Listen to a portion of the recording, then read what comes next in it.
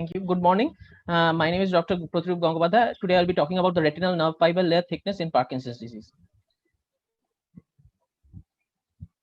There is no financial interest. Parkinson's disease is a common neurodegenerative disease characterized by a loss of dopaminergic neurons, mainly in the substantia nigra. Over 1% of the population above 65 years are affected by this disease, and such incidence is expected to be doubled by the year 2030. The typical clinical features involve a movement disorder consisting of bradykinesia, resting tremor, and rigidity, with postural instability occurring at a later stage. The clinical criteria, however, can only lead to a diagnosis of probable Parkinson's disease, while a definitive diagnosis requires histopathological assessment with the identification of alpha-synuclein containing Lewy bodies or Lewy neurites. The main distinctive morphological change in Parkinson's disease brain is observed in transverse sections of the brainstem, where almost all cases present with loss of darkly pigmented areas in the substantia nigra, pars compacta, and locus coeruleus. This pigmentation loss directly correlates with the death of the dopaminergic neuromelanin containing neurons in the SNPC and noradrenergic neurons in the locus coeruleus. Such dopaminergic cell loss is seen in the visual apparatus, also including certain layers of the retina, parts of the visual pathway, and layers of the occipital cortex, which is reflected by reduced thickness of the retinal nerve fiber layer. Visual findings associated with Parkinson's disease are reduced spatial contrast sensitivity, motion perception abnormalities, color deficiency, and visual hallucinations.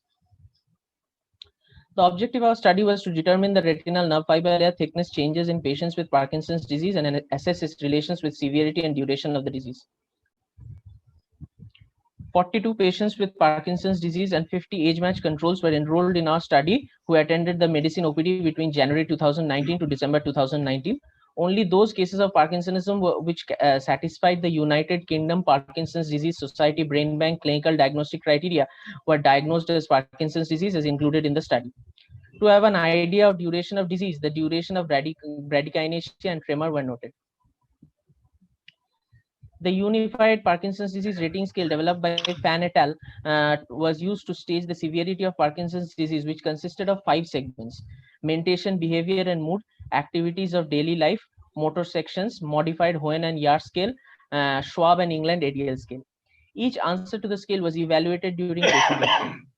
The RNFL thickness was then measured using spectral domain optical coherence tomography. Now, from this study, we see here the age and gender ratio of the two groups, the Parkinson group and the control group. There were no significant difference between the two groups, hence our study was age and gender matched. Among the Parkinson's disease patients, 16 were newly diagnosed and 26 were on dopamine replacement therapy.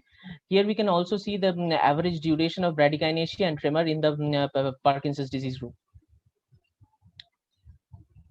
This table shows us the average score of the different scales of the UPDRS system through which the severity of the Parkinson's disease was assessed.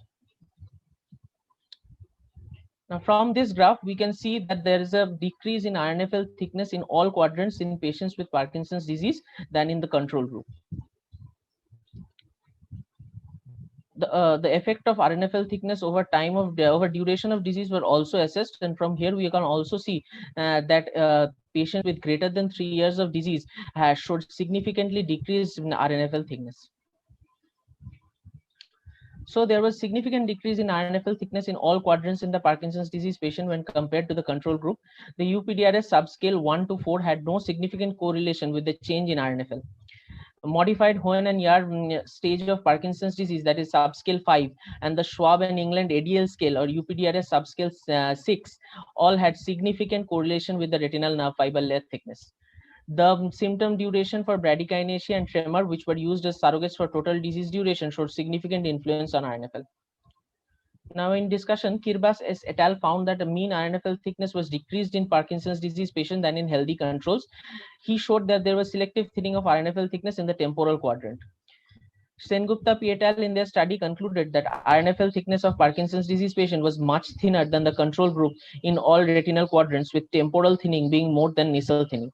The degree of tissue loss corroborated with the severity and duration of disease as objectively assessed by standardized rating scales. El-Khatib THM found that the retinal thickness reduction was statistically significant in the superior and inferior quadrants of the retina. The thickness of the superior RNFL correlated significantly with both the Montreal Cognitive Assessment and the mobility scores according to Parkinson's Disease Questionnaire 39 scale.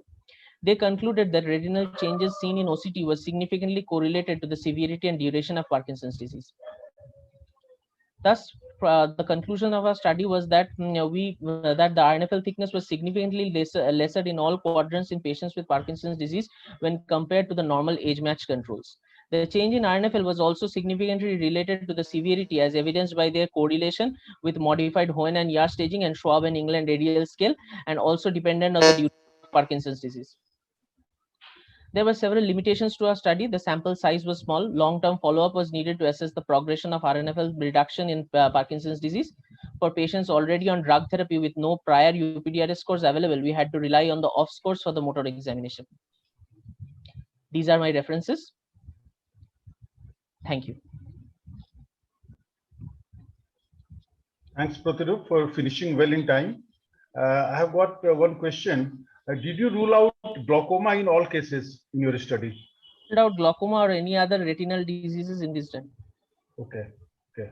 And it needs a very close coordination with the neurophysicians also. Because yes. Scoring and in the also the scale system are done with the help of the medicine people. Okay. So,